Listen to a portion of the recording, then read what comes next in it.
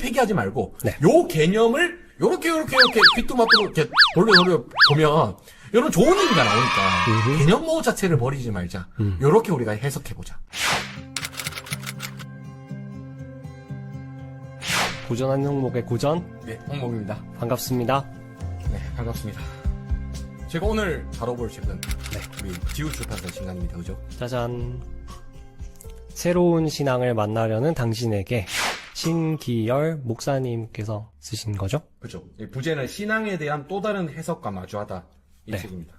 보통 우리가 새로운 신앙을 만난다는 것은 좀 낯선 말이긴 해요. 왜냐하면 신앙이라는 게 익숙했던 것을 계속 잘하는 것, 꾸준히 예수 믿고 또 기존에 오랫동안 전통적으로 배워왔던 것을 잘 배우고, 교회는 약간 그런 것들에 집중하는 면이 있는데 굳이 새로운 신앙 이야기를 해요. 그러니까 이렇게 바꿔보면 어떨까요? 새로운 사랑을 만나야 되는 당신에게. 오, 그럼 이별을 했다는 소리잖아. 네, 그렇죠. 이별을 했다거나 혹은 기존의 대상과 새로운 사랑을 시작하려면 네. 이별의 위기가 있었다거나. 네. 그러니까 마찬가지인 것 같아요. 만나려는이니까. 새로운 신앙을 만나려는 당신에게라고 하는 사람은 네. 기존의 신앙과 이별했거나 혹은 기존의 신앙과 이별 위기에 있는 사람들에게 네. 좀 던지는 제안이라고 볼 수 있겠죠. 네. 그래서 보통은 열심히 믿어라. 네. 네, 신앙에 문제 있으니까 좀 다시 원래대로 돌아간다라는 처방을 말기찬. 예. 너를 위해 기도할게. 네네네. 네. 한 유튜버 분이 그것에 대해서 굉장히 싸가지 없는 기독교식 인사법이라고, 싫어하는 사람한테만 할 수 있는 거라고 그런 얘기를 했었는데, 자, 어쨌든 이 책은 어떤 책인가요? 일단은 이제 신기현 목사님이란 저자의 컨텍스트를 좀 이해하면 좋을 것 같아요. 예. 그러니까 이분은 어쨌건 간에 약간 우리가 흔히 말하는 대안적인 교회 공동체를 목양하고 계시는 분이라고 생각을 하면 좋을 것 같아요. 대안적인 공동체라고 새로운 대단한 어떤 대안적인 걸 시작하려는가 보구나라고 생각할 수 있겠지만 예. 대부분의 대안적인 교회 공동체를 운영하고 있는 사람들은 어떤 느낌이냐면 내가 그래 깃발을 세울 테니까 새로운 교회에 일어나라 이런 타기보다는 그냥 주변에 모이신 분들이 기존의 교회 혹은 기존의 신앙과 결별했거나 예. 혹은 결별하던 중에 갑자기 뒷목이 잡혀가지고 모여있는 사람들. 그래서 일종의 좀 뭐라고 해야 될까요? 아싸교회. 뭐 그럴 수도 있겠지만 예. 제가 최근에 이제 매트릭스 영화를 간간히 이제 살펴보거든요. 그 오래된 영화를요? 네네. 사실은 자유의지 문제 때문에 좀 살펴보기 시작했는데 네. 어쨌건 정상 세계 속에 잘 살아가고 있다가 네. 갑자기 어떤 우연한 계기로 그 머리에 있는 걸 뽑고 나와가지고 네. 세상의 진실을 알게 됩니다. 이상한 모습으로 만난 약간 그런 느낌이죠. 그러니까 굉장히 멋진 그런 모습이 아니라 어떻게 보면 초라할 수 있고 어떻게 보면 좀 비루할 수 있겠지만 네. 소수의 사람들이 모여서 우리가 기존의 신앙과 결별했지만 네. 어떻게 좀 새로운 신앙을 시작해보면 어떨까라고 모여서 같이 교회를 일구고 있는 그 교회의 목회자가 쓴 책이다. 네. 이렇게 생각을 하면 좀 이해가 편할 것 같습니다. 그래서 어떻게 보면 신기열 목사님은 기존에 있는 사람들에게 새로운 신앙 좀 만나보세요. 네. 여러분 새로운 신앙을 만나야 됩니다. 이런 분 아니에요. 추라이가 아니고. 네, 이런 분 아니에요. 네. 그 서울역 같은 데서 새로운 신앙을 만나십시오. 이런 분 아니고요. 네. 이런 분 아니고, 요즘 신앙이 별론데, 신앙이 안 멋진데, 신앙과 결별을 할까? 라는 사람에게 이 책 건네리면서, 혹시 그러면 완전히 이별하지 마시고요. 네. 완전히 결별하지 마시고요. 네. 새로운 신앙을 만나는 건 어떨까요? 새롭게 우리가 공동체 안에서 이제 신앙을 만들어 보는 건 어떨까요? 그러니까 이런 식의 제안이라고 보면 좀 좋지 않을까 싶습니다. 네. 그래서 책 표지도 나름 예쁘고 의미심장하게 만드신 것 같아요. 그렇죠. 사실은 이 책의 어떤 디자인을 얘기할 때 한꺼풀을 딱 들켰을 때 뭔가 대단한 의미를 발견하는 그러니까 그런 식의 어떤 감각을 표지에 담았으면 좋겠다. 네. 라는 명령어가 들어갔다고 하더라고요. 그리고 그 명령어에 의해서 이제 지우 대표님께서 이렇게 표지를 뽑아주셨는데 네. 여기 이제 한 페이지를 덮겼을 때 나오는 어떤 단어들이 의미심장합니다. 인간이란 존재, 욕심을 향한 폭력의 삶, 그들이 꿈꾸던 세상, 네. 새로운 가치를 붙잡고 살아가는 삶으로, 새로운 삶으로의 돌이킴, 방향성의 전환, 하나님과 함께하는 관계에 대한 이야기, 현실에 의미를 둔 신앙. 그러니까 아마 이런 키워드가 신기열 목사님께서 새롭게 이제 교회 공동체 구성원과 교회를 꾸려가면서 네. 좀 내세우는 가치가 아닐까 그런 생각을 해봅니다. 네. 어떤 목회하는 과정에서 생겨나는 신앙의 질문들과 또 그것에 대한 나름의 답변들이랄까요? 네. 그래서인지 좀 흔히 교회에서 말하는 단어들의 조합은 또 아닌 것 같아요. 그렇죠. 네. 뭔가 부흥, 회복, 회개, 뭐 빛과 소금, 뭐 그런 전통적이고 익숙한 단어들보다는 조금 낯선 단어들로 조금 낯선 단어. 네, 모아둔 것 같습니다. 그 어떤 의미에서 보면 사실 뭐 아까 말했던 부흥, 뭐 빛과 소금, 뭐 말기찬 이런 거는 좀 현실과 동떨어진 것 같잖아요. 마치 그러니까 원론적인 거니까. 이 세상은 내 집 아니고 네. 천국이 진짜 내 집인데 아, 네. 진짜 내 집인 천국에 가기 위해서 우리는 그 세상과 좀 동떨어져서 격리되어서 말기찬 거룩. 부흥 거룩 막 이러는 게 기존 교회에서 말하는 신앙인데 네. 그게 아니라 우리가 사는 현실도 우리가 살아가야 되는 터전이고 네. 그럼 이 터전을 위해서 교회 공동체 생활하고 신앙생활 한다는 우리의 입장에서 신앙은 무엇일까? 예수란 무엇일까? 성경은 무엇일까? 라고 고민해 봤을 때 아까 말했던 이런 키워드들 예. 뭐 폭력 같은 것들 우리가 꿈꾸는 세상이라든지 하나님과 관계 그러니까 이런 식의 개념을 좀 강조하게 된 게 아닐까? 네. 라는 것을 우리가 이 표지를 통해서 이렇게 뇌피셜을 좀 돌려볼 수 있죠. 네. 그래서 이 책에 제가 볼 때는 뭐 키워드, 핵심이라고 하면 1장인 것 같아요. 1장에서 보면 재밌는 게 뭐냐면 그러니까 성경 읽기에 대해서 다룹니다. 네. 그러니까 신결 목사님은 어쨌건 이제 새로운 신앙을 만나려는 사람들과 계속 목양을 해가는 상태인 거잖아요. 그래서 이제 보통 새로운 신앙을 만나려는 사람들이 와서 하는 말이 뭐겠어요? 교회에서 자꾸 말기찬 하니까 짜증나요? 말기찬 무슨 의미인지 모르겠어요? 부흥 하는데 내 마음은 뭐 여전히 차갑고 내 삶은 여전히 엉망인데 무슨 부흥이 필요합니까? 네. 뭐 빛과 소금 이러는데 월급 받아먹기도 힘들어요. 뭐 이런 사람들을 만났을 거 아니에요. 네. 그런 사람들에게 실제 성경을 보여주고 네가 교회에서 배웠던 설교로 들었던 그 성경 본문이 사실은 이런 해석이야라고 가르쳐 줬을 거 아니에요. 네. 근데 가르쳐 줬을 때 대부분의 신자들은 어떻게 반응했냐면 아니 성경이 그렇게 말하고 있는데 성경이 부흥이라고 말하고 있는데 성경이 빛과 소금 성경이 말기찬 말하고 있는데 아니 목사님 그러면 성경을 안 믿습니까? 성경 왜 그렇게 해석합니까? 라고 따지지 않았겠어요? 그러면 신길 목사님 당연히 답변할 수밖에 없는 게 성경에는 해석하는 방법들이 있습니다. 네. 그래서 제가 해석하는 방법을 좀 알려드리죠.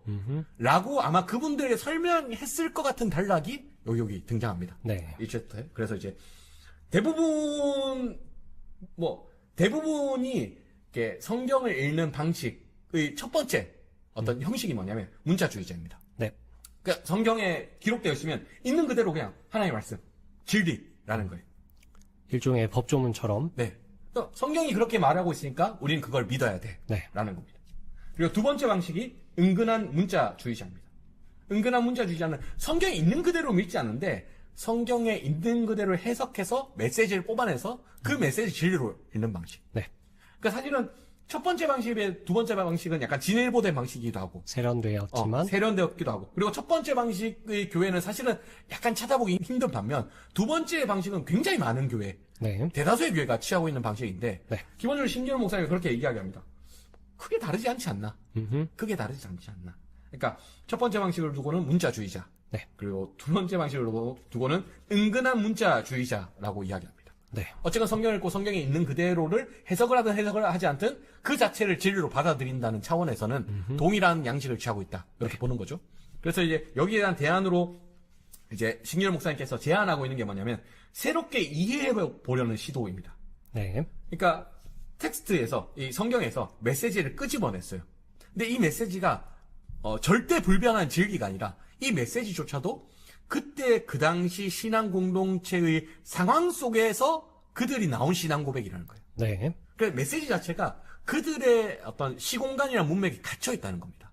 그러면 우리는 그 시공간에 갇혀 있는 문맥을 해석하기 위해 한 번 더 해석을 해야 된다는 거죠. 그 이전에는 성경을 해석하면 이건 진리야 라고 말했다면 네. 성경을 해석하면 이건 진리야가 아니라 그때 당시의 신앙 고백이야. 그래서 그거를 우리 현실로 가져오려면 한 번 더 해석을 해야 돼. 네. 이것이 이제 신결 목사님께서 제안하는 어떤 해석 방식이라고 할 수 있겠습니다. 네.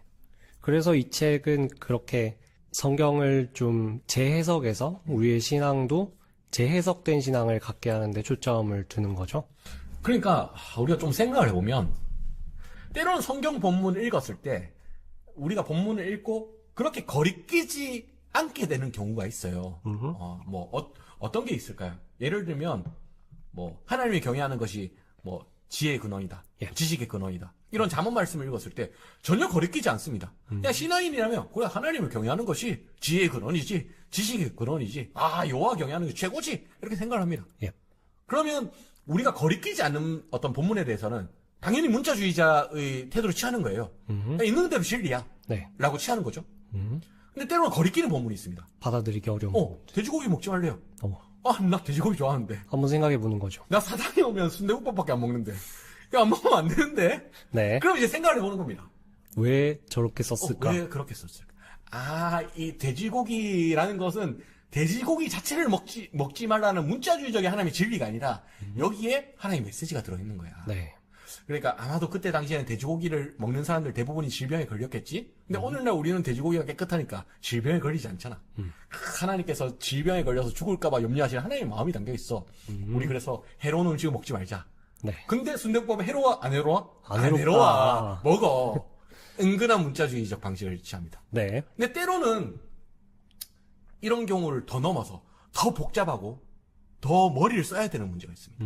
우리가 지난주에 라이브에 다뤘던 성소수자 관련된 문제, 예. 동성애 관련된 문제, 그리고 뭐 오늘날 첨예한 어떤 정치와 관련된 문제, 이런 문제는 쉽게 해석하는 게 정말 어려워요. 네. 그 당시 신구약 성경이 쓰여질 때 동성애에 대해서 알려진 것이 지금 알려진 것과 너무 다르고 뭐 대통령 탄핵 같은 요즘 네, 정치 정치도 상황을, 정치 관련된 문제도 과연 완전 신구약 시대. 당시에 대통령이 있었나, 네. 탄핵이 있었나, 과연 이때 당시에 투표권도 없었고 바울의 교회 구성원들이 대통령 탄핵하고 싶습니다. 로마 황제 탄핵하고 싶습니다. 라고 하면 바울이 뭐라 했겠어요? 위에 있는 권세에게 복종해야 돼. 대충 이렇게 말하지 않았겠습니까? 네. 굉장히 어려운 겁니다. 아까 말했듯이 동성애 문제 다시 가져오면 오늘날 존재하고 있는 성소수자의 문제를 과연 이제 신구약 저자가 알았는가? 그렇지 않았을 가능성이 높은 거죠. 그럼 그럴 때는 어떻게 해야 되냐? 그럴 때는 이제 신결 목사님이 취한 세 번째 방식을 이렇게 우리가 취해야 되는 겁니다. 그래서 예를 들면 뭐 동성애 성소수자 문제라든지 혹은 탄핵 관련된 문제를 볼 때는 단순히 신구약 성경에서 어떻게 해석을 하면 여기에서 우리에게 필요한 메시지, 진리를 끄집어낼 수 있다고 생각하기보다는 네. 성경 속에서 그때 당시의 시공간에서 이 사람들이 했던 신앙 고백들을 일단 하나하나씩 이렇게 끄집어내보는 겁니다. 네. 그리고 끄집어내고 그 끄집어낸 그때 당시의 시공간에 뿌려진 메시지와 오늘 우리의 상황과 끊임없는 대화를 해야 되는 거거든요. 그러니까 신결 목사님께서 하려고 하는 작업 혹은 제안하려고 하는 성경의 해석은 뭐냐면 이렇게 복잡한 문제에 있어서는 조금 더 섬세한 네. 그런 해석적 접근이 필요하다. 요 이야기를 하고 싶은 것 같아요. 네. 왜 이런 이야기를 했을까요? 너무 단순하게 생각하는 성경 해석 방법의 어떤 문제점들을 보신 거 아닐까요? 그렇죠. 문제점이라고도 할 수 있겠는데 예를 들면 여호와를 경외하는 것이 지혜와 지식의 근원이다. 단순하게 해석하는 게 좋은 겁니다. 예, 뭐, 때로 어떤 본문은 단순하게 해석해서 좋은 본문이 있어요. 네. 근데 어떤 본문을 단순하게 해석했을 때 그 본문을 단순하게 해석한다는 것 자체가 폭력이 된다거나 혹은 사회에 악영향을 끼치거나 타인에게 악영향을 끼치는 경우가 분명히 있습니다. 그리고 때로 교회는 그런 것들을 장려하는 어떤 부분이 없지 않아 있죠. 뭐 이방 종교 신상들을 부수로 하는 명령에 대해서 없죠. 그런 것도 있고 예를 들면 목회자가 네. 성도들을 가스라이팅, 성추행, 성폭력을 했어요. 네. 근데 그런 것에 대해서 문제 제기를 하려고 하는데 주의 종에게 감히 저 사람이 하나님과 회개했으면 됐지 라는 방식으로 그건 성경에 없지 않나. 그러니까 성경에 끼워 맞춰서 네. 성경이 그렇게 말하고 있으니까 아, 네, 뭐 나름대로 라는 끼워 방식으로 맞추면. 남에게 피해를 주는 성경 해석으로 이어질 가능성이 있다는 거죠. 네. 그러니까 신결 목사님은 모든 성경을 그렇게 단순하게 해석하면 안 돼 라기보다는 어떤 본문의 경우에 특별히 굉장히 중요한 어떤 이슈와 관련된 어떤 문제에 관해서는 좀 더 섬세하게 네. 우리가 기존에 해석하던 것과 달리 좀 더 섬세하게 본문 해석을 가져가야 된다는 생각을 한 것 같아요. 네. 근데 그 생각을 한 이유가 뭐냐면 새로운 신앙을 만나려고 온 대부분의 교인들은 교회와 혹은 교회에 있는 교육자들과 나름의 트러블들이 있었을 거잖아요. 네. 트러블을 듣고 있다 보니까 대부분이 성경 해석과 관련되어 있는 거예요. 예를 들면 네. 하나님의 뜻을 이야기하면서 사실상 목회자의 뜻을 강요한다든지 아, 네. 하나님의 영광을 위해서라고 하면서 교인들의 어떤 시간과 돈과 노동력을 착취한다든지 네. 그러니까 선한 어떤 가치를 가지고 어떤 악용하는 그런 사례들을 보면서 아마 신규 목사님 생각했겠죠. 이건 성경 해석의 문제다. 네. 좀 더 섬세하고 좀 더 사력 있게 해야 되는 해석을 너무 이렇게 단편화시켜서 문자주의 내지 은근한 문자주의를 하니까 이런 문제가 발생하는 거야.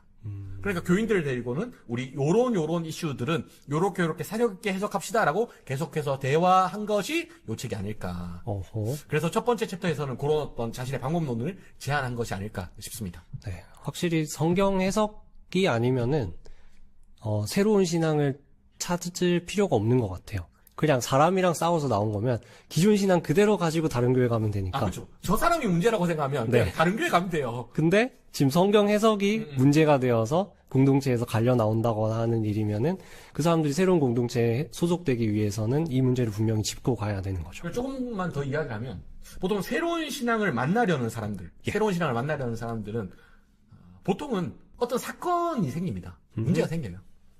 그 문제와 사건이 생기기 전에는 네. 성경 해석이나 성경이나 다른 어떤 건의에 대해서 전혀 의구심을 갖지 않습니다. 그냥 순진하게 믿고 갑니다. 네. 근데 어떤 사건과 어떤 문제가 생기고 나서 그 모든 목회자의 건의, 혹은 성경의 건의, 교회의 건의에 대해서 다시 한번 반추하게 되는 거죠. 내가 이전에는 그냥 나이브하게 그냥 믿었는데, 순진하게 믿었는데, 예. 생각하면 생각할수록 이거 아닌 것 같네? 음흠. 그때 신결 목사님 딱 오는 거죠. 아닌 것 같지 않습니다. 이 본문을 다시 볼까요? 네. 그래서 제 개인적으로는 이 뒤에 있는 이야기는 대부분이 우리가 오해하는 것들에 대한 어떤 신결 목사의 바로잡기라고 볼 수 있겠는데, 네. 개인적으로 재미있으면서 저 나름대로 약간 의구심이 들었던 이제 챕터는 어디냐면 4장이었습니다. 4장. 네, 하나님의 뜻이라는 이제 챕터거든요. 네. 그러니까 우리가 아까 이제 라이브를 하기 전에 우리끼리 얘기를 했는데, 네. 우리 고라님이 그렇게 얘기했잖아요. 소명? 나는 소명이 없어요. 아니, 그걸 여기서 말씀하시면 어떡합니까? 나는 소명이 없어요. 소명은 없는데 직업윤리는 있어요. 이렇게. 네. 그러니까 우리가 보통 어떤 일을 하려고 할 때, 그러니까 소명, 그러니까 달리 말하면 하나님의 뜻. 네. 내가 목사가 되는 건 하나님의 뜻이야. 내가 의대 가는 거는 하나님의 뜻이야. 예. 우리 아들이 법대에 들어가는 하나님의 뜻이야. 음. 하나님께서 다 해결해 주실 거야. 네. 라는 방식이 우리의 욕망이나 혹은 우리가 그 자리와 그 지위를 차지하는 것에 대한 정당성을 부여하는 측면이 있습니다. 네. 과도한 자기 확신을 가지고. 그렇죠. 근데 그런 것들이 폭력으로 이어지는 경우가 있죠. 네. 때로는 이제 타인에게 위화감을 조성할 때가 있습니다. 하나님 나한테는 하나님의 뜻을 안 주셨는데 왜 저 사람에게는 판사가 되라고 하고 저 사람이 의사가 되라고 하고 저 사람이 목사가 되라고 했을까? 네. 하나님 참 나쁘다. 왜 나한테만 이러지? 이렇게 생각할 수도 있고요. 네. 어쨌든 그런 것에 대해서 이제 신결 목사님이 하나하나 풀어갑니다. 개인적으로 이제 요 네 번째 챕터는 제가 볼 때는 제럴드 시처의 하나님의 뜻이라는 책에서 좀 더 자세하고 좀 더 풍성하게 만나볼 수 있을 것 같아요. 제럴드 시처 같은 경우에 그 차를 타고 가다가 자신의 아내와 아마 2명의 아이가 사망했을 겁니다. 교통사고 나서. 그리고 자신의 막내만 이제 조금 중상을 입었고 자기만 살아남았어요. 네. 그 이후로 인생을 그렇게 살아갑니다. 네. 그때 이제 주변에서 들리는 수많은 이야기가 뭐냐면, 그리고 자기 안에 있는 신앙적 고민이 뭐냐면, 하나님의 뜻은 뭘까? 내 마누라 데려간 하나님의 뜻은 뭘까? 내 2아이를 데려간 하나님의 뜻은 뭘까? 이런 고민합니다. 네. 그러니까 결론부에 이 사람이 얘기하는 건 뭐냐면, 하나님의 뜻은 그냥 사랑하고 사는 거고, 그냥 이웃과 사랑하며 사는 거고, 하나님과 동행하며 사는 거고, 그냥 성실하게 하루하루 하나님과 동행하며 사는 것이 하나님의 뜻이다라고 이야기해요. 네. 그러니까 어떤 운명론적인, 목적론적인 하나님의 뜻이라는 개념은 사실상 폐기하는 것처럼 이제 제럴드 시처가 말합니다. 어쨌건 이제 신결 목사님께서 여기서 말하는 것도 뭐냐면 신의 뜻이라는 개념이 너무 오용되고 남용됩니다. 근데 신의 뜻이란 게 뭘까라고 하면서 막 구약 성경을 쭉쭉쭉 봅니다. 네. 구약 성경을 쭉쭉 보는데 요 대부분의 이야기는 아마도 김근주 교수님의 어떤 강연 혹은 김근주 교수님의 책에서 많이 참조한 것 같은데, 그래서 이제 하나님의 뜻은 뭔가? 하나님의 뜻은 우리 주변에 있는 이제 고아와 가부와 나그네들, 혹은 세리나, 네. 혹은 문둥병자나, 귀신 들린 자 같은 예수님 당시에 그런 소외받은 자들을 돌보고, 그들을 아끼고, 그들과 함께 살아가는 거, 이게 하나님의 뜻이라고 이야기합니다. 그러니까, 초안부에 나와 있는, 목사 되는 게 하나님의 뜻입니다. 판관 되는 게 하나님의 뜻입니다. 의사 되는 게 하나님의 뜻입니다. 라고 말했던 그 사람들의 하나님의 뜻이랑, 네. 고아와 가부와 나그네를 돌보는 것이 하나님의 뜻입니다. 귀신 들린 자들, 문둥병자들을 돌보는 게 하나님의 뜻입니다. 난민을 돌보는 게 하나님의 뜻입니다. 라고 말할 때 하나님의 뜻이랑 너무 이제 똑같은 단어지만 온도차가 다른 거예요. 예. 이쪽에는 자신의 욕망을 합리화하기 위한 하나님의 뜻이고, 이쪽에는 자신의 윤리적 사명을 정당하기 위한 그런 하나님의 뜻이겠죠. 네. 그래서 이제 아마도 신길 목사님께서 계속 하려는 작업, 이런 작업인 것 같습니다. 너희가 오남용되어 왔던 요런 개념은 폐기해도 좋아. 하지만 요 개념을 완전히 폐기하지 말고, 네. 요 개념을 요렇게 귀뚜마뚜로 이렇게 돌려 보면, 요런 좋은 의미가 나오니까, 개념 모호 자체를 버리지 말자. 요렇게 우리가 해석해보자. 네. 라고 계속 제안을 주는 그런 책이 아닐까 싶습니다. 네. 그렇기 때문에 신앙을 버리라고 말한다기보다 새롭게 해서라도 신앙을 다시 쥐어주고 싶은 마음이 책 전반을 끌고 가는 것 같아요. 네네. 그래서 이제 보통 이런 작업을 저는 보면서 생각했던 게 뭐냐면, 저는 신길 목사님께서 굉장히 좀 뭐라고 해야 될까요? 용기 있다는 그런 생각을 했습니다. 어떤 의미에서요? 어떤 의미냐면 조금 이제 우리 시대에 예. 공부를 좀 하고 책을 좀 읽는다 라고 말하는 목회자나 신학도들은 이 책에서 나오는 대부분의 성경 해석이라든지 아니면 어떤 개념에 대해서 풀어가는 것에 대해 대부분 들어봤거나 네. 대부분 동의하거나 혹은 대부분 수긍하는 입장일 겁니다. 그러니까 강론적인 측면에서는 네. 대부분 좀 알려져 있다는 거죠. 우리 공부하는 사람들 입장에서는. 네. 근데 그런 것들을 묶어서 네. 하나님의 뜻은 이겁니다. 하나님의 형상은 이겁니다. 뭐 하나님 나라는 이런 겁니다. 라고 하나하나 총론적으로 딱 제안을 해주는 책은 아마 만나기 쉽지 않을 겁니다. 굳이 따지면 제가 이제 조직신학 공부를 좀 할 때 네.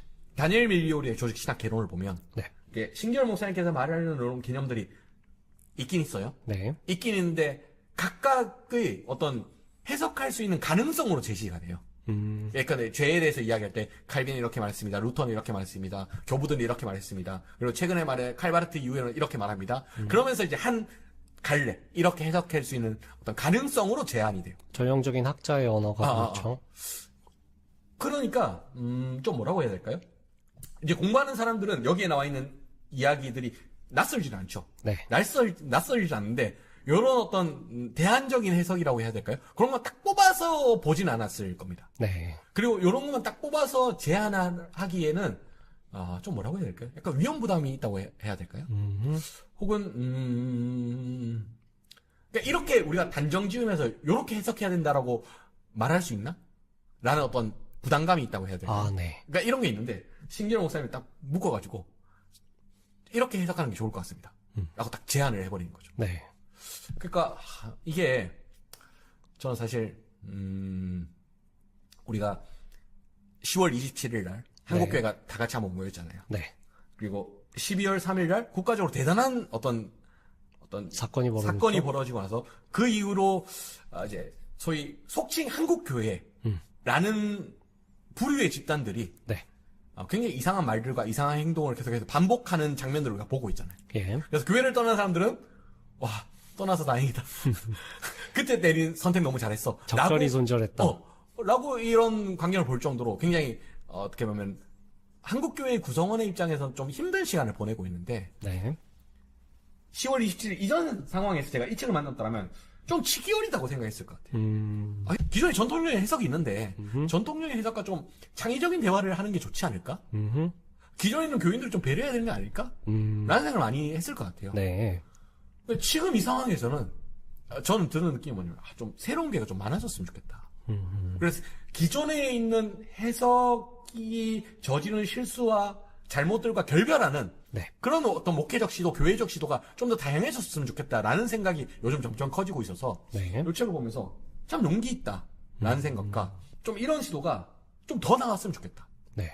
더 많은 이제 목회자들이나 평신도들이 좀 참여를 해서 이전까지는 제가 하나님의 형상이라는 개념을 요렇게 읽었는데 요렇게 읽는 것이 좋을 것 같고 그리고 신길 목사님께서 책을 보니까 요런 부분은 좀 더 논의가 좀 필요할 것 같고 네. 요런 부분은 요렇게 보면 좀 더 우리가 좀 논의를 쌓아갈 수 있을 것 같고 라고 해서 좀 의견들이 좀 보태졌으면 좋겠다. 네. 이런 생각이 들었습니다. 그러니까 사실은 교회가 가지고 있는 어떤 가르침 전통적 가르침의 힘이라는 것이 오랫동안 가르쳐봤고 그러니까 많은 사람들이 그 가르침에 익숙해지기 때문에 오는 힘이거든요. 네. 달리 말하면 새로운 가르침이 힘이 없는 이유는 설득력이 없어서가 아니에요. 오랫동안 가르쳐 보지 않았기 때문에. 낯설어서. 낯설어서 그런 거고, 그 가르침을 토대로 살아온 어떤 삶의 역사들이 없기 때문에, 네. 힘이 없는 거죠. 달리 말하면 많은 목회자들이나 많은 교인들이 뛰어들어서, 진짜 우리가 교회에서 들어왔던 개념, 성경에서 들어왔던 개념들이 사실 이런 개념이구나라고 여러 가지 생각을 굴려보고, 여러 가지 대화를 해보고, 시도도 해보고, 역사와 삶 속에서 이런 신앙들을 쌓아 나가다 보면 그 자체가 힘이 생기는 거죠. 네. 그래서 저는 한편으로는 참 용기 있는 시도다라는 생각과 함께 좀 많은 분들이 좀 이런 개념, 새로운 개념들을 정착하는 데 있어서 네. 좀 힘을 보태줬으면 좋겠다. 좀 이런 생각 들었습니다. 사실 뭐 요런 이야기, 하나님의 형상, 예배, 하나님 나라, 하나님의 뜻 이런 것들은 사실 대부분의 공부 좀 하는 목회자라면 한 번쯤 설교해봤을 만한 주제일 거예요. 네. 다만 그렇게 설교하지 않았겠죠. 여러분들이 하나님의 뜻에 대해서 이렇게 생각했죠? 그거 아닙니다. 네. 이렇게 해석해야 됩니다. 이렇게 하진 않았겠죠. 네. 그러니까 후반부 우리가 말하려던 것에 좀 방점을 찍어서 아마 설교를 했을 겁니다. 근데 어쨌건 간에 이런 새로운 어떤 신앙의 언어들을 해석해 나가는 방식에 우리가 좀 더 참여해봤으면 좋겠다. 뭐 이런 생각이 들었습니다. 뭐 조금 더 이야기를 나눠볼까요? 네. 어떤 이야기를 나누려고 하냐면 제가 이 책과 관련된 재미있는 에피소드 하나를 입수했습니다. 네. 재미있는 에피소드가 뭐냐면 우리 이제 지우출판사 대표 이재용 대표님께서 네. 자신의 딸에게 네. 같이 이 책을 이제 점검을 해보자. 아. 같이 한번 책을 한번 보자. 네. 교정과 유문을. 같이 봤어요. 네. 따님분이 이제 중3이시거든요. 네. 중3 되는 딸이 이렇게 읽고 나서 내가 예전에 이런 게 이렇게 해석하는 게 맞는가 이렇게 고민됐는데 이렇게 써져 있구나. 너무 좋다. 훌륭한 중3이네요. 그렇죠. 그리고 나서 이재용 대표님께서 그 사건을 네. 와이프분, 아내분께 들키셨답니다. 혼나셨대요. 왜 이런 걸 그때부터 읽겠냐. 네. 빨간 약인데. 빨간 약인데 이거 그때부터 이렇게 해야 되냐. 근데 제가 나름 이제 제가 28살 때부터 네. 그러니까 한 12년째 중고등부 청년부 목회를 해야 하는데 제가 이제 전도사 시절에 별명이 뭐였냐면 전도사 같지 않은 전도사였습니다. 오. 그러니까 중고등학생들이 저한테 전도사 같지 않은 전도사 맞다 뭐 이렇게 말했어요. 네. 그러니까 다른 어떤 전도사님이나 목사님들한테는 하지 않았던 이야기를 저한테 많이 했는데요. 그 친구들은 애초부터 중고등학교 때부터 학교에서 받는 교육들이 뭐냐면 비판적 교육입니다. 아, 네. 저 맞나? 저거 맞나? 네. 그래서 이제 우리 인간의 인지적 발달을 볼 때 한 3, 4살, 5살, 6살들은 천사를 봅니다. 악마를 보고요. 오. 그리고 막 인간이 하늘을 날아다닌다 이런 걸 그냥 믿어요. 네. 그 친구들은 인지가 그냥 그 정도예요. 네. 근데 이제 한 중2 정도? 빠르면 이제 초등학교 한 6학년 정도가 되면 네. 다 의심합니다. 네. 예수님이 무리를 걸어? 말도 안 되는 소리 하고 앉아있네. 중력 이런 거 다 배우는데, 물의 부력 이런 거 다 배우는데. 네. 그럼 계산 어떻게? 예수님 뭐 몸무게가 0인가? 뭐 이러면서. 뭐 이런 식의 생각을 하는 거죠. 네. 근데 그런 친구들에게 교회에서 하는 방식이 대다수가 뭐냐면, 목회자가 가서, 그거 아니라고. 성경 문자 있는 그대로 믿으라고. 교리를 있는 그대로 믿으라고. 네. 이렇게 누릅니다. 네. 누르면 어떻게 될까요? 그 친구들은. 무시하겠죠? 아멘 하죠. 왜냐하면, 나이 많은 사람이 권위로 누르니까, 저 사람 많이 맞나 보다. 내가 좀 나이가 들면 이해할 수 있겠지라고. 착하네. 이렇게. 대부분은 그렇습니다. 대부분은. 네. 대부분은 그런데, 그게 어느 순간 터져요. 그래서 좀 머리가 빨리 돌아가는 애들은 한 고1, 고2 때 터집니다. 교회를 안 나오죠. 혹은 그때부터 이제 교회 안 나갈 생각을 하죠. 네. 그리고 조금 이렇게 머리가 느린 친구들은 한 대학교 올라가서, 혹은 이제 군대 갔다 와서 이렇게 터집니다. 그 구라네. 그리고 저 목사 전사 잘 몰라서 저러네. 혹은 헌금으로 자기들 월급 챙겨가니까 저러네. 이러고 다 떠납니다. 네. 그러니까 사실은 저는 중고등부를 이렇게 목양을 하면서 왜 이거를 그냥 믿으라고만 할까? 이 친구들은 이미 학교에서부터 의심을 기반으로 이제 교육을 받고 있는 친구들인데 네. 당연히 의심하는 것은 너무나 당연한 거고 이것이 당연한 어떤 이 친구들의 어떤 사유 방식인데 그러면 누를까라는 생각을 했습니다. 그래서 저는 가끔 이제 물론 모태신앙인 친구들 안 묻지만 교회에 다닌 지 얼마 안 된 친구들 저한테 묻습니다. 믿어져? 저한테 와가지고 근데 그때 제가 다니엘서를 설교했는데 네. 사자굴에서 나왔다 그러면 그런 거 역사서에 기록되어 있지 않나요? 오. 혹시 그런 교차 검증이 가능한 역사서 같은 다른 걸 볼 수 문헌이 있나요? 있나요? 뭐 네. 이렇게 묻는 거죠. 네. 제가 뭐라고 했겠어요? 없어 임마. 아니요. 차근차근 설명했죠. 음.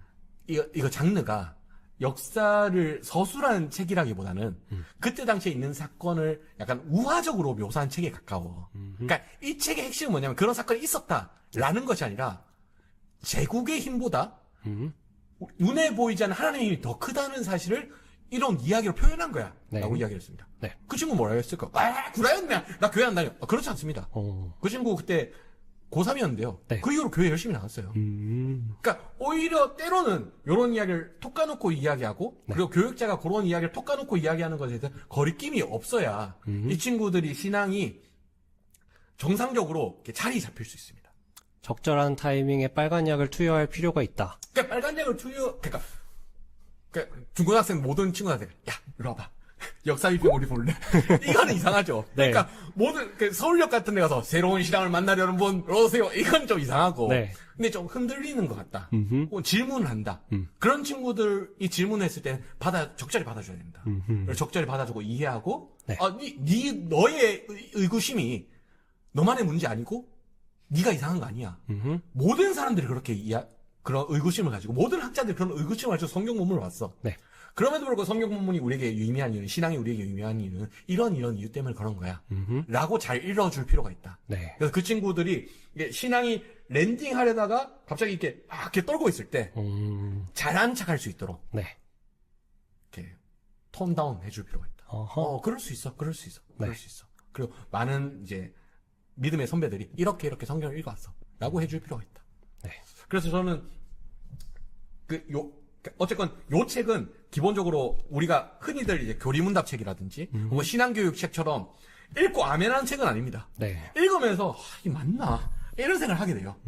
이게 맞나? 그리고 이 저자가 제안하는 말을 어디까지 받아들여야 되지? 그리고 내가 이전에는 예컨대 하나님의 뜻 혹은 뭐 천국 이런 개념에 대해 좀 우호적이었는데 요 책을 읽고 조금 더 비판적으로 바뀔 수도 있는 거고 혹은 비판적이었는데 오히려 읽으면서 요 개념을 이렇게 해석해야 되겠다라고 바뀔 수도 있어요. 네. 근데 그 과정에서 우리가 드는 것들은 기존의 신앙교육이나 교리문답책을 읽으면서 아멘 그래 믿어야지 우리 이렇게 살아야지 라는 게 아니라 맞나? 아닌가?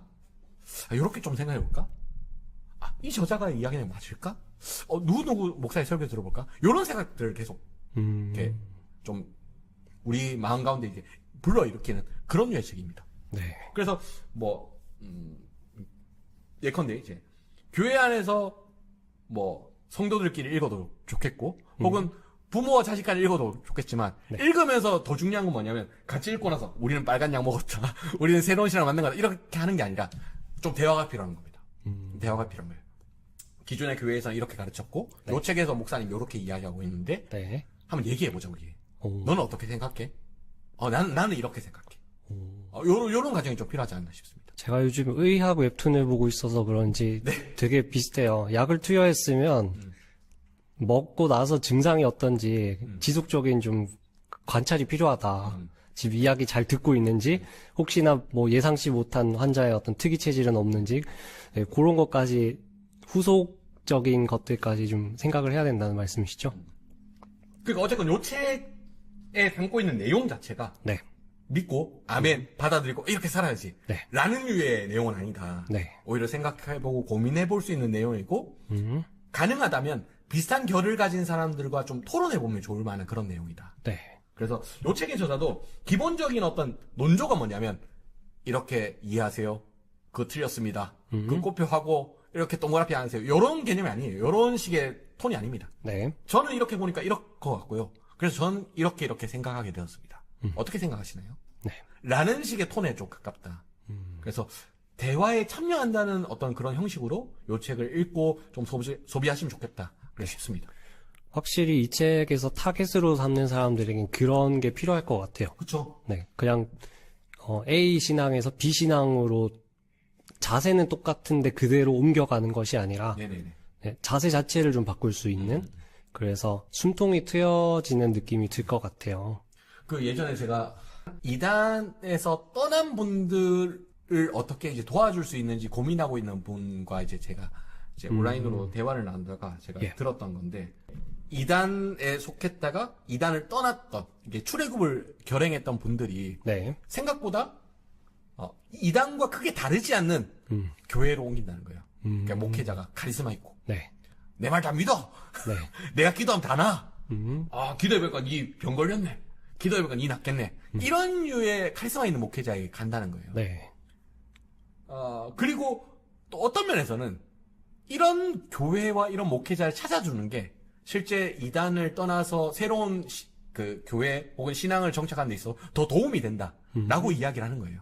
반대로 말하면 이단 쪽에 있는 교회를 나와서 네. 좀 뭐랄까 목회자가 좀 유순하고 좀 인격적이고 네. 그런 게 적응을 못 한다는 거예요. 어. 그 이야기를 듣고 이제 두 가지 생각이 들었어요. 하나는 뭐냐면 이게 이단 자체가 문제가 아니라 네.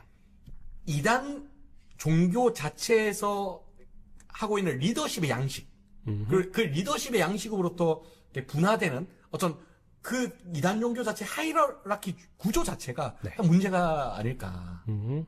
그리고 어떤 의미에서 이단에게 탈출한다는 것은 네. 단순히 그 이단에게서 떠나는다는 것을 넘어서 그 문화 자체를 청산하는 게 중요하지 않을까? 더 나아가서 그 문화를 청산하기 위해서는 무엇이 중요할까? 뭐 그런 여러 가지 생각을 했던 적이 있어요. 오.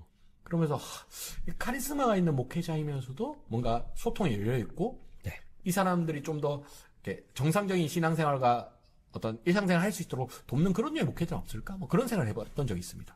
그러면서 저도 이제 목회를 하고 있는 입장이니까 내가 어떤 의미에서는 카리스마가 있어야 될 때도 또 필요하겠지만 카리스마가 있으면서도 그 사람들에게 온유하게 대하고 인격적으로 대하는 방법이 뭘까? 뭐 이런 여러 가지 고민을 했던 때가 있었습니다. 네. 그러니까 말씀하신 바와 약간 비슷한 거죠. 그러니까 A라는 약간 기존의 신앙에 이렇게 실망을 했어. 네. 새로운 신앙을 만나려고 할 때 정반대로 가지는 않더라. 보통은 비슷한 부류로 가요. 네. 그래서 내가 보수적인 교회에 막 이렇게 해서 아멘 아멘 아멘 이렇게 뒤통수를 맞았어. 그러면 그와 완전 정반대인 진보적인 교회인데 작동 방식은 똑같은 교회 가서 아멘 아멘 아멘 아멘 이렇게 삽니다. 네. 근데 사실 그게 본인 입장에서 그게 회심이라고 할 수 있겠지만 본인 입장에서는 대단한 변화라고 할 수 있겠지만 사실 잘 모르는 사람에게는 네. 똑같은 거예요. 네. 똑같은 마치 프로축구팀 이적하는 것처럼 비슷한 데서 그냥 옮기는 거예요. 네, 나팔 불고 북치는 건 똑같으니까. 네네. 그래서 이제 기존에 아멘하고 기존에 수긍하고 순종만 하고 기존에 그냥 교회의 목사가 하는 대로 그냥 흘러갔던 양식에서 정말 새로운 신앙을 만나려고 한다면 아멘하고 수긍하고 순종하고 끌려 들어가는 것을 넘어서 네. 스스로 생각해보고 고민해보고 같이 대화해보고 토론해보고 질문해보고 책을 읽어보고 성경을 읽어보고 묵상해보고 고민해보고 이런 문화 자체의 변혁이 필요한 거죠. 네. 신앙을 연구하는 문화. 그래서 이 책 자체도 어떤 그런 신앙 문화의 영유라는 차원에서 새로운 신앙 문화라는 차원에서도 좀 뭐 여러 가지 생각해볼 여지가 있지 않나 그런 생각을 하게 됩니다. 네. 문화 이야기를 하니까 좀 상황화라는 개념이 같이 떠올라요. 네. 한국에 있던 사람들이 서양 선교사들에 의해서 기독교를 받아들이는 과정에서 이 사람들이 선교사들과 똑같은 방식으로 신앙을 하기 시작했느냐? 그렇지는 않더라는 그렇죠. 거죠.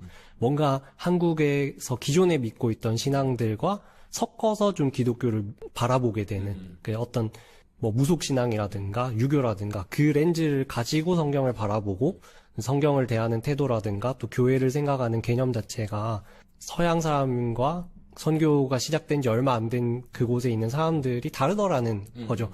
더 거슬러 올라가면 아마 유대인이 아니라 헬라인들이 그리스도인이 되었을 때 그 당시 헬라 사회에 있었던 여러 가지 사회 집단들을 통해서 교회를 생각하기도 했을 거고 또 기존에 있던 헬라 종교를 통해서 기독교 성경을 해석하려고 했을 것이고 당연히 그런 일들이 일어나는데 그 과정에서 단지 이게 어떤 신앙에 있는 개념들을 바꾼다고 되는 것은 아니라는 말씀이군요.